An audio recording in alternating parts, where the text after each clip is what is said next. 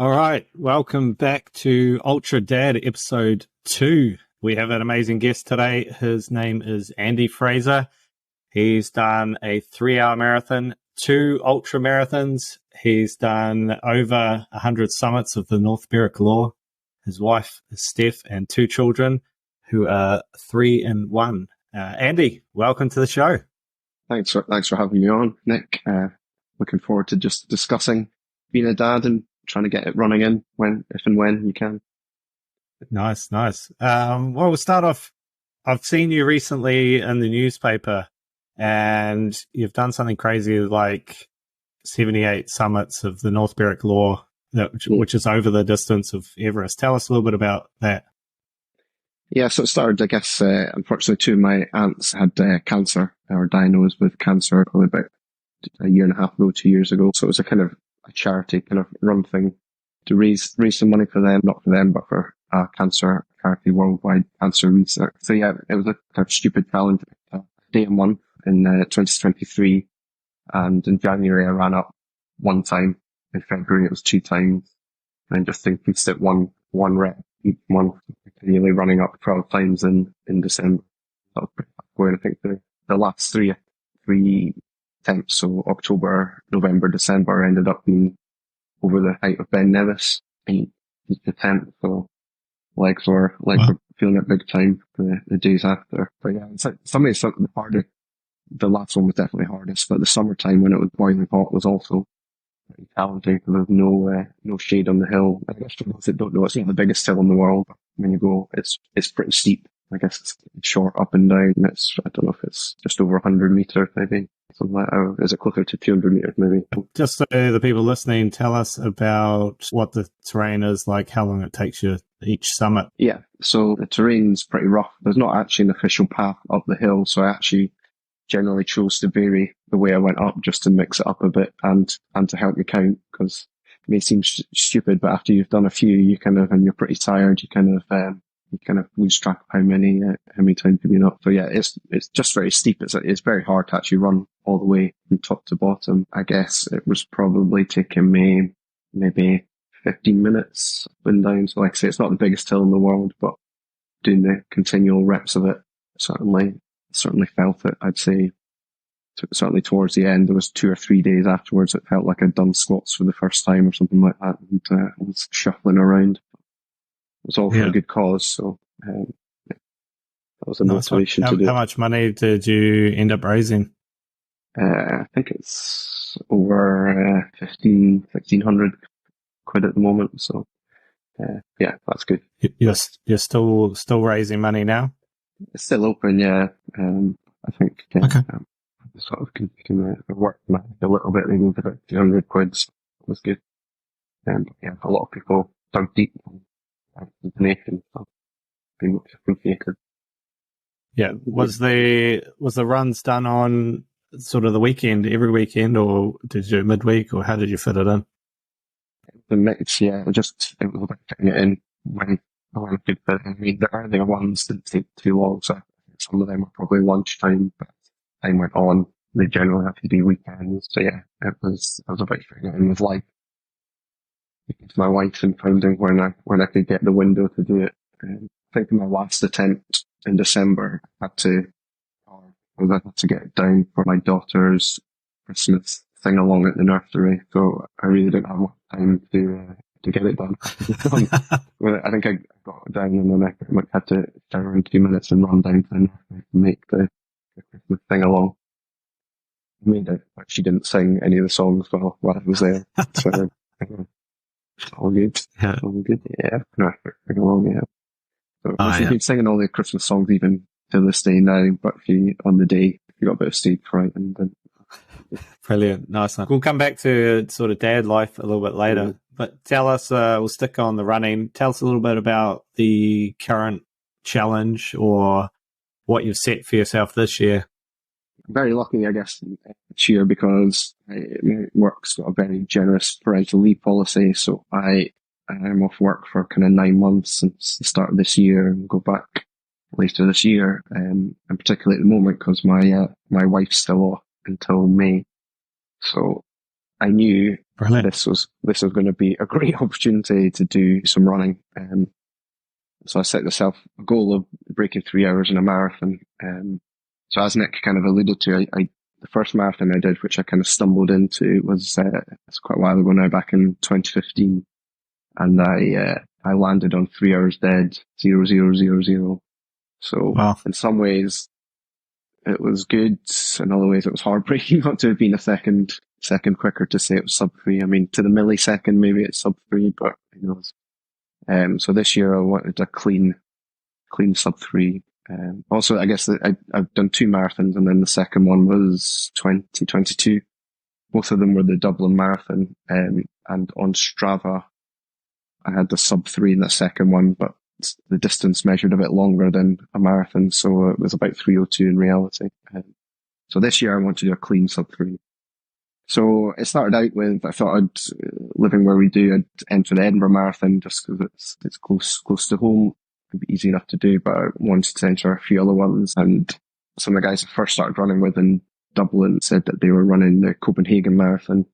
So I was like, that sounds quite good, something a bit different. Assume it's pretty flat out there, which would be good. So I entered that, and then 2 days later, I found out I got into London, which I'd kind of forgotten I'd applied to, and I've applied to lots and lots of times and not got in. But that was always a bucket list thing to do, would be to run the London Marathon. So, summary of all that, what's happened is I've got 3 marathons in 5 weeks. So it starts with London. From now it's about 6 weeks. It's kind of 21st of April. 2 weeks after that is Copenhagen, and then 3 weeks after that is Edinburgh. So all going well. I'll do them all, but see how the body holds together. I'll give it a blast. I was going to say, you're going to aim for sub 3 for all of them? Are you going to use one for a warm-up, or what are you going to do there? If they'd maybe fallen in a different order, I might have used one of them as a warm-up. By London, I guess I'm just targeting London at the moment, and then I'll see what happens after that, I guess. See what shape I'm in. But if I just get a sub 3, I'd be happy. But if I could sub 3 all of them, that would be unreal. But I think it'll be pretty lucky if the body holds together to do that. But we'll give it a shot. Nice one. So, how do you train for 3 marathons in 5 weeks? What does that look like for you? Sort of weekly mileage, or what are you aiming at? So I guess I looked at lots of different training plans and stuff like that, in terms of what I was going to do. And I thought, I guess last year I ran a fair bit, but since the turn of the year I've really upped the ante. So I was kind of getting a balance between training too much and getting injured because the body just wasn't ready for it, versus putting in the hard yards. So I'm kind of lucky. There's a guy locally who's also running the London Marathon. He's a really good runner called Craig Lawson, and he's got a training plan. So I swithered him whether to do my own one, but I think just running with somebody makes a world of difference, especially somebody he's probably slightly faster than me, but I can just about hang on to his coattails. So he's got a training plan which is pretty much 2 hard runs a week. So one's like a medium long run and one's a long run. And within that, generally doing some intervals and things like that. And then trying to add 4 kind of comfortable runs around that to add mileage. So distance wise, I've been working probably between 80k up to kind of high 90s. So in miles, that's 50 to 60-ish miles a week. Wow. It's been pretty full on. I'm having to eat a lot more, which is good. I like eating, but it's actually trying to get the calories in to not burn out as well. And do the rehab and do some strengthening stuff as well. Well, tell us a little bit more about the food. What does that look like, say, breakfast through to dinner? Yeah, breakfast, I'm doing a mixture of porridge. Generally on the hard days, I definitely take porridge, and then other days I take muesli, I guess. And mid-morning, I'm gonna maybe do some eggs on toast, something like that.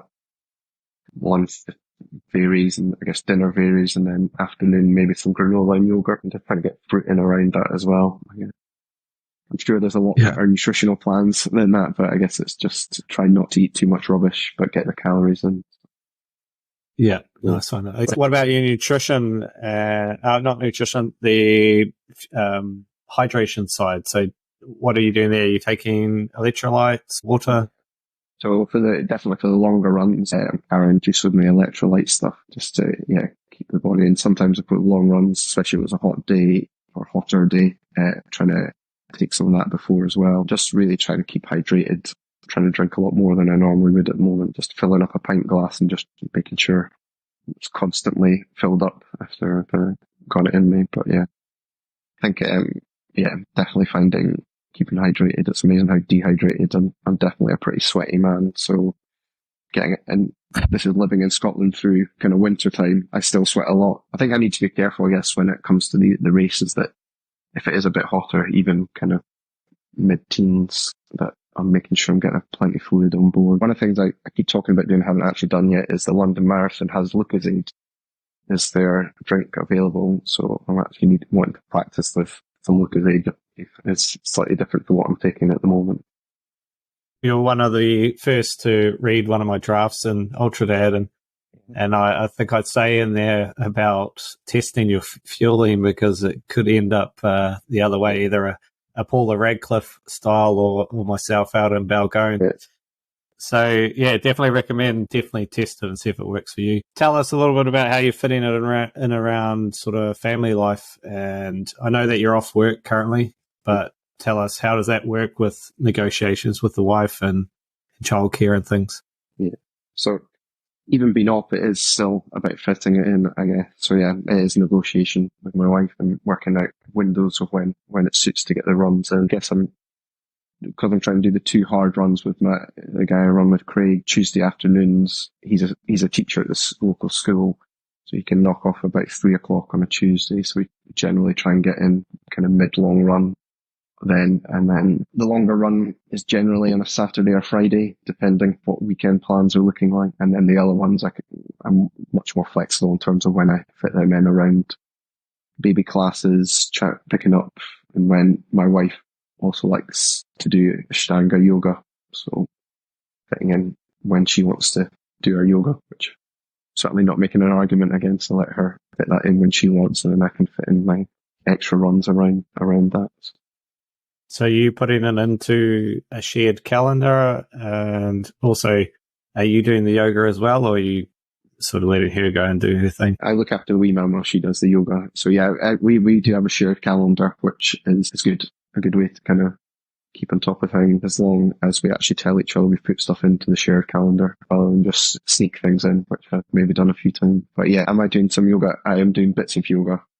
I kind of hope to do a bit more, but I make excuses. I've been feeling a bit under the weather. I'm been a bit tired, but generally I'm trying to do a bit of stretching, a bit of roller, and a bit of yoga at night time, just watching the television. My wife is also a qualified yoga instructor, so it's, she laughs at my lack of flexibility and stuff like that, but it's gives me some pointers on how to improve that and how to hold position when I'm trying to stretch.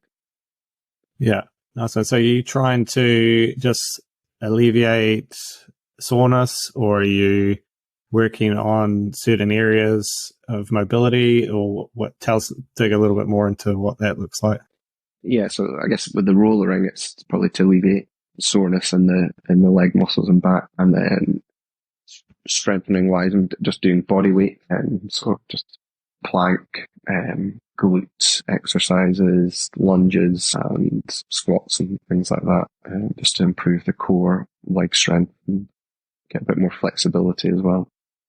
Is that something you've learned, or is that something you're following, or just previous knowledge? Yeah, probably previous knowledge. So I guess, like I say, I started running, I would say, back in when I lived in Dublin, and as part of that in the office we worked in, they had this guy who came in and do a Pilates session on a Friday. And it was, I guess most things in offices are designed for the lowest level, but this was designed for people who were doing a good level of sport. So it made it quite suitable for us. So most of it I'm just remembering from his classes and stuff like that. And I guess from rugby and from my wife's advice on what other kind of stretches you can do to get a bit more flexibility into my legs and back. She's not taking you through one of her structured sessions, is she? Who knows about Ashtanga yoga? It's like aggressive yoga, I would say, in terms of, it's aggressive in terms of you're relaxed and breathing, but it's like tangling yourself in knots and stuff like that. And it's, I probably don't have the strength that she does to do it and the flexibility. So no, she's given me some low level bits of yoga advice. But that's good. Any bit of extra flexibility and strength I can get is going to be good. I went to a first aid class with my wife once, and it was a few years ago. I realized how poor flexibility I actually had. I was sitting, I couldn't even cross my legs on the ground. So hence the reason why I focused more on sort of mobility and movement over the last couple of years. But what's your sort of flexibility like? Are you happy with it? Is that something you want to improve? Do you see the benefit in that for sort of running these 3 marathons? Yeah, so I always think I'm relatively good, but compared to my wife, I'm a joke. So I don't know. I've probably got it as you get older. I guess you're just getting more tight and inflexible. So yeah, I think I will add something, and just, if nothing else, injury prevention. If you've got a bit more flexibility, I think that probably gives your body a bit more give when you're putting through these hard sessions, and just the mileage. Yeah, I'm hoping it will give me a bit more, but I continue to do it. But yeah, crossing my legs is one of the things I'm trying to do a bit of, but it's a struggle. Just on that, going and looking at your training and technique, are you trying to improve your technique? Have you done any sort of body analysis, running analysis? Has anyone sort of looked at your form and helping you get better and more efficient? I've done over the years. I've done a couple things like that, but not that much, to be honest. I guess I think I land a bit heavy on my feet, so I am on the easier runs trying to make sure it's more on the toe and it's lighter. But the couple of sessions I've done, they didn't pick out anything massively wrong. So I've kind of taken that as a positive. I haven't really worked too much on my technique, but apart from trying to not land as hard on my foot, because I know you're kind of breaking yourself if you're landing heel first, and shuddering through your body every step, trying to make it a bit more toe base and a bit more light. Okay. What is, talking about toe base and feet, what's your footwear situation? What are you running with? I go with the Mizuno, all pretty light shoes, pretty cushioned. Some like Alpha Flies that I'll be using race day, but I've only used them a few times. I think I'm just gonna keep them, maybe use them for a couple of training runs, but generally just try use these guys to keep me going at the moment. I've got a few pairs, I think, like the same trainer, which I use. Plus some trail shoes when I'm out doing trail runs as well. Awesome. But yeah, for the Vapor Flies, give me a few extra seconds from race day, but I'm holding them back for now. You're not going to break them in a few more times so you don't get the blisters and things? Your feet are a mess anyways. I think my second toe next to my big toe is about the same size as it, so those toes are just a mess. I think actually when I ran Dublin 2 years ago, or whenever that was, my toe's not been right since, and that was wearing those Vapor Flies. That was like this first or second time I'd worn them, and I've only worn them a handful of times since. I just expect my toenail probably to fall off at some stage. I guess playing rugby, you always had a bruised toe that was about to fall off. Yeah, I did run a half marathon last year in October, I think, with the night shoes, and I did get a bit of a blister on my heel, so I think I will do a couple training runs with them and see if I can do the lace a bit tighter or something. I don't love those shoes. I love the fact they make you faster, but I feel my ankle gets a bit sore, probably because they're just such a big heel on them that it's maybe just tipping a little bit, and over the course of a long run, I start to feel that a bit. So I also want to keep them fresh for the 3 different marathons, so I think they lose a bit of their bounce over time. Nice one. Well, just talking a little bit about fueling, shoes, equipment, what other sort of tips could you give to either dads starting off on their marathon journey or sort of where you are mid-journey? Is there anything that sort of comes to mind that you wish maybe you had known? I think we did talk about maybe the heart rate monitor. I think I probably could have invested one of those, because more I read about it, the more it's important to run the easier runs that I'm doing at, zone 2 heart rate. Although my watch gives the heart rate thing, I think it's not particularly accurate. So I think it would have been worth investing in that to get the benefits of the zone 2. Just I think making sure you're hydrated. Having a goal for me is an important one. It's things taking over, I guess, but actually train properly and maybe aim to reach my potential. I need a goal to go for. So if I was speaking to dad who's not run for a while, I would give yourself a bit of time, but just put out there a 10k, a 5k, target something so that you do keep motivated, because it's easy to do a run for a couple of weeks or something and then just life gets in the way and then it drops away and then you fall out the habit of it again. So, yeah, and build it up slowly. If you've not done running for a while, it can really, I remember sometimes being injured and going back to running and just running like a couple K and then being able to walk the next day. So it is really about building these things up slowly. I think there's a kind of rough rule of a 10% increase a week. But whatever you've run the week before, don't try and increase it much more than 10% a week after. Until you get to a level you're happy with. Is there any interesting stories or injuries that you've had during your training that you could maybe share? Interesting stories. I've not had any punamis yet, but I have, not so far. My stomach has felt a bit dodgy sometimes, but I've managed to take it home. I've not been eating curries the night before, so that's maybe benefited me.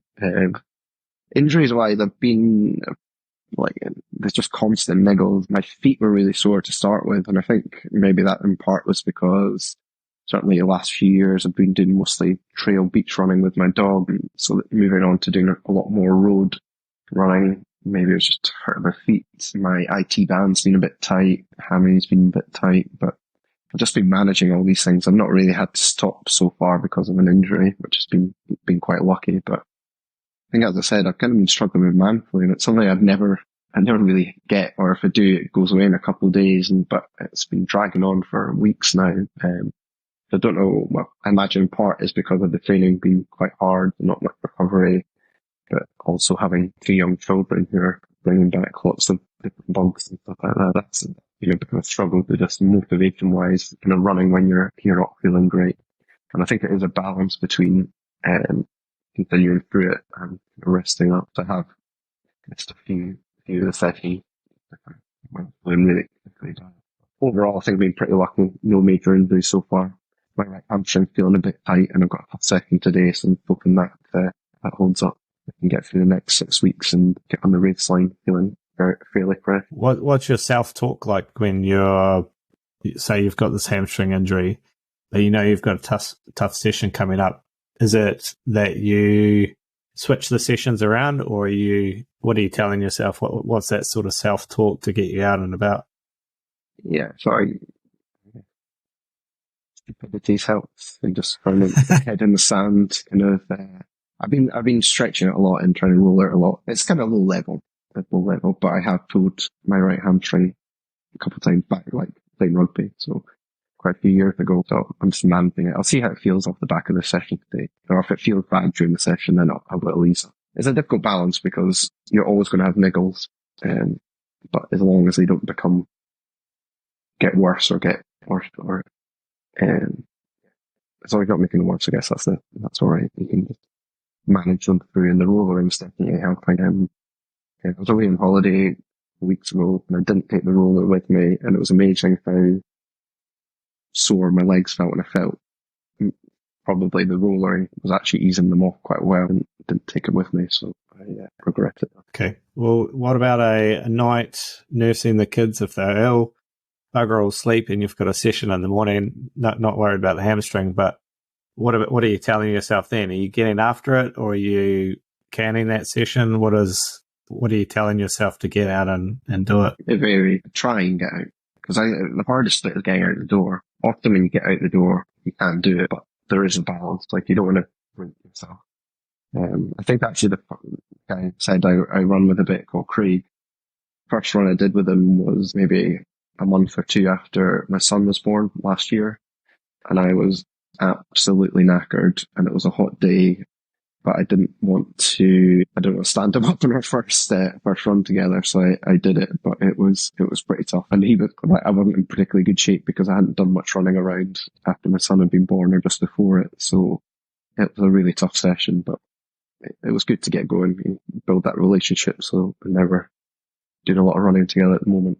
I think really helps having somebody to run with as well. I guess it's very hard maybe to find somebody who's about the same level as you, but it definitely helps if you can get into a running club or just find somebody nearby who's got a similar sort of goal. And I guess it's like rugby training. I guess when I played rugby, is loads of times I couldn't be bothered going, but you're letting the boys down and got a game at the weekend, so you got to kind of suck it up and get along. So again, if you're running with somebody else or a group of people, it just gives you a bit of added motivation. Again, as a dad, assuming it fits in your life around bedtimes or whenever you can get windows to get out running. So you got a pretty good bedtime. That seems like a good transition here to talk a little bit about dad life. Have you got a good bedtime routine for the kids yet? What does that look like for you guys? Yeah, we're getting there. Again, we're very lucky that we're both off at the moment, so we're generally trying to do a pretty early dinner, about 5:30ish. Can be mixed. We'll probably end up being probably about 6 o'clock last night, but that sort of region anyway. And then bath, and ideally they're both in bed and asleep by 7. But doesn't always work out as well as that. We moved it quite a lot forward because my daughter was just drifting on, and then it gave us no nighttime at all because the daughters end up not getting to going to bed till after 8, and we were so knackered that we ended up pretty much just going to bed ourselves rather than having a bit of time downstairs watching TV or whatever. So yeah, it's getting better. The wee man is still up a couple of times in the night. Sometimes ends up in our bed. My daughter's sleeping pretty good at the moment, but we had a good few months last year where she was just waking up in the middle of the night screaming. That was when the wee man was still in our room, and we were both pretty broken from lack of sleep, and it's pretty unrelenting. But I guess with every parent, you kind of just grind and get through it, and hopefully the grass is getting a bit greener in terms of sleep anyway from here on in. But I'm sure there'll be ups and downs as we know. So. Yeah. Are you trying to optimize your sleep as well around the marathon, or are you just sort of pretty relaxed around that? I've always been somebody who needs my sleep, so it's been a struggle since having kids. Me certainly are often going to bed pretty early, like embarrassingly early for a grown-up, but yeah, that's the only way I can really try and get a bit of extra sleep at the moment. What's early? Often 9. Sometimes a bit earlier if I'm properly knackered. So I was away at the weekend there, so yeah, on Sunday night I was probably in bed just after 8. That's my sleeping now, is going to bed stupidly early, I think, because morning comes around and one or both of them are generally up by 6 or if it's a good day 7, but mostly. You mentioned you're away on the weekend. Was that any particular occasion or? Yeah, I'm a bit 4-0, so that goes away with some school friends. We've got our 40th within a couple of weeks, so we celebrated our 21st together many moons ago, and this was slightly different, maybe slightly less low key than it was last time. So we all went away. We farm, stay place, cottages near Crieff, and there was 16 adults and 12 kids. So a bit rammy. It's no, it was good to get away, and we had got the kids down and had some adult time, drinks and food. So. Were you trying to limit the amount of alcohol and things, or were you still watching your food, or were you just sort of enjoying the experience? Alcohol, yeah. I think the light rained in. It's again kind of rain in. My 40th coming now is making it challenging. I'll probably just limit it to a few days, I guess, between now and the marathon. Because if nothing else, it probably knocks your sleep. I guess that's probably, I didn't drink too much at the weekend, but went to bed later and still got up at the same time. So one of the things that hurt you. Drink is thy enemy. Love thy enemy. So it's, yeah, getting the balance right, I guess, over the next wee bit. I just could never handle, well, I've been drinking much less as well, but just getting up on a Sunday morning and trying to be with the kids after plenty of drinks, I just find it too difficult. I think, yeah, I'm trying to drink alcohol-free stuff as well. It's kind of, I think psychologically you feel like you're having a beer, but it's also not having the after effects of the next day. So, yeah, I brought a lot of that into midweeks, particularly, just having one of those. What, any particular recommendations for those listening? I'm a fan of Erdinger, alcohol-free, which they claim is an isotonic drink, so you could think of it as a kind of good post-running drink. Yeah, I actually did. My wife didn't love this, but we went on a weekend away to Munich a while ago, and obviously I scanned to see if there was any running races going on, and there was a 10K which was around like the Olympic Stadium and stuff. So I entered that. It was quite good fun. But yeah, when it is obviously in the morning sometime, and when I finished, they gave you a beer, and I was like, this is pretty aggressive. At like 10 in the morning, but maybe this is just how Germany rolls. But it was that Erdinger kind of alcohol-free stuff, so they're all taken to the runs and stuff like that. Nice one. Brilliant. We'll just change tack a little bit just before we sort of wrap up. We've got a few more minutes left, but yeah, any dad advice? It could be combined with training. It could not be just anything that maybe our listeners, those listening, might benefit or about to benefit from. Any advice you might give them? Yeah, being a dad's quite, it's full on. It can be unrelenting. Like at the moment, my wee man is start crawling, and he's just relentlessly looking for things to break or pull open and stuff like that. So it's definitely a full on job. So it's getting a balance. And I guess last year when I was working, I tried to do most of my runs lunchtime. I guess I was lucky enough that I could get out for like half an hour, 40 minutes, just trying to do little and often, and then sometimes after bedtime. But I guess it can sometimes be hard to get them in. It's definitely harder being a dad and trying to squeeze in the training, trying to run 7, 8 in the dark when you're either you've had your dinner and it's jumping around in your tummy, or you're not had your dinner so you're quite hungry. It's easy to make excuses not to do it. So you have to be quite disciplined, and again, having a goal in mind, like a race, really helps keep you motivated. What else would I say about having kids? A brilliant thing for me, like I said, we were away a couple of weeks ago down at the Centre Parks, and I went out for a wee run there. And when I came back, my daughter wanted to come out and go running with me, and that was a great moment just to have her come with me for a wee run and stuff like that. And it's great to think that maybe in some level I'm inspiring her. She's still pretty small for doing any proper sports, but it was nice if she sees her dad doing something like that hopefully she'll want to be being active. So yeah, that was a real nice moment for me. Yeah, that's definitely a key motivator for myself as well. Is there any other things like that motivating you to do these, or is it something you want to do for yourself in terms of the 3 marathons and training? Yeah, I mean, it's definitely a lot of personal motivation, I guess. Sports always been something I've loved from day dot, I guess, from when I can remember. Yeah, I played rugby for years, from I think I was 8 till probably about 38, 37 was my last game. So I had a good stretch of that. I loved all sports, and definitely a bit of personal motivation. I think my daughter and son are going to be a bit too young to remember it, but at least if I do it, I can tell them about it until they're bored of hearing about it. And it would be good. I hope to keep running after this. I might not be pushing it as much as I'm going to be doing it for these marathons, but hopefully I can do a lot of races. Like there's a good local trail series which I do through the winter. Final race or should be the final race on Saturday, but one got delayed till later in April. So they've come along and watched me do some of those races and stuff like that. So yeah, I mean, keeping myself fit and healthy, and hopefully a bit more flexible. So I don't make funny noises every time I bend down to pick something up. That would be good. And just so I can play with them and throw them around and have fun with them and chase after them. But just keep myself in good nick is part of it as well. Is there any ultras on the horizon? I know you've done 2 already. Any bigger events coming up?